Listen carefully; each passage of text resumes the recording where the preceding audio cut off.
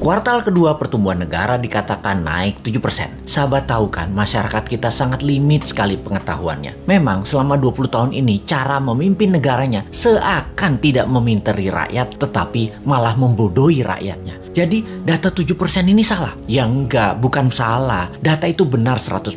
Tetapi pemahaman masyarakat yang awam, terutama pengagum pejabat-pejabat saat ini, salah memahami arti naik 7% itu yang memang digiring ke arah tidak paham. Demikian juga oposisi. Itulah mengapa New Mind tidak impress dengan oposisi, tidak mau gabung dengan oposisi, karena memang aneh dan gak paham bernegara semua. Semuanya politikus, bukan negarawan. Sisanya barisan pasukan yang dikatakan penjual agama yang kalah dengan mereka yang pakai kampanye kebinekaan yang didukung dengan cuan yang besar. Begitu angka 7% kuartal kedua naik, oposisi bengong. Gak ngerti atau malah nuduh data tersebut hoax. Sementara pengagum pejabat mengatakan tuh naik kan, hebat kan pejabatnya. Sementara realita tetangga seputaran dan orang jauh sebelum PPKM sudah berat ekonominya. Sekarang lebih gak muter lagi, nambah sekarat, butuh oksigen. Kok gak ada yang naik? Begini melihatnya. Biar makin paham bahwa New Mind mencoba memberikan pemahaman cara cerdas bernegara. Naik 7% itu year on year. Paham? Nggak peduli. Kini kita ilustrasikan. Tahun lalu minusnya 1,9%. Tahun ini minusnya 1,7%. Naik dari minus 1,9% ke 1,7% itu naik sekian persen. Betul kan? Ya betul, naiknya begitu kira-kira.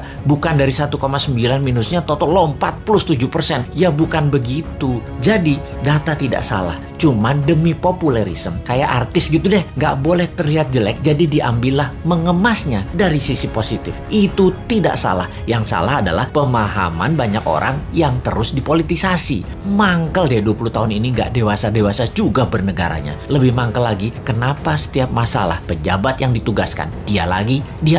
Ini menunjukkan apa? Tidak ada yang mampu, atau dia tidak paham mengelola, atau manajerialnya lemah, atau dia memiliki gaya kepemimpinan yang lain, yaitu gaya kepemimpinan yang menugaskan anak buah, dan kalau anak buah salah, anak buahnya yang disalahin karena ketidakmampuan tersebut. Posisinya kayak menang, kayak raja. Kalau kayak gini ini bukan leader yang baik. Kalau di perusahaan ya, seorang direktur memanggil 5 manajer di bawahnya dan menugaskan masing-masing departemen harus untung, harus membuat profit. Bayangin, buat profit itu kalau di perusahaan. Kalau menteri mah nggak buat profit, hanya menyelesaikan masalah non-cash. Harusnya gampang ya. Lalu manajer tadi tidak ada yang menghasilkan profit. Direksi tadi marah-marah. Kenapa? Target tidak tercapai. Manajer balik lagi kerja, nambah runyam. Bukan nggak profit, malah rugi. Direksinya nambah marah-marah. Ketika laporan ke pemegang saham, direksi mengungkapkan kinerja manajernya. Entah bagaimana, mungkin karena shareholdernya bukan orang pintar juga, mereka banyak yang setuju memang manajernya yang nggak bisa kerja. Setuju dengan direksi. Di sisi shareholder, ada shareholder yang minoritas yang mengatakan, bukan, itu direkturnya yang tidak bisa mengajarkan manajernya, tidak directed leader,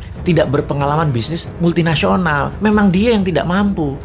Malah ribut sesama pemegang saham dan berusaha membeli saham milik minoritas dengan harga murah. Lalu diusahakan yang beli adalah investor asing, dan yang minat adalah investor dari Tiongkok yang memang mitra dagang perusahaan tadi. Sudahlah, itu hanya ilustrasi. Capek kita balik ke pokok awal tadi. Lalu sektor mana yang naik? Sektor yang dipegang oligarki, yang memang hanya 3% mereka itu, tapi mengendalikan 70% ekonomi. Wis, ngerti ya ilustrasinya ya? Sudah, sana berantem lagi. New Mind mah nonton aja. Abis kita dianggap wong bodoh, padahal bodoh beneran.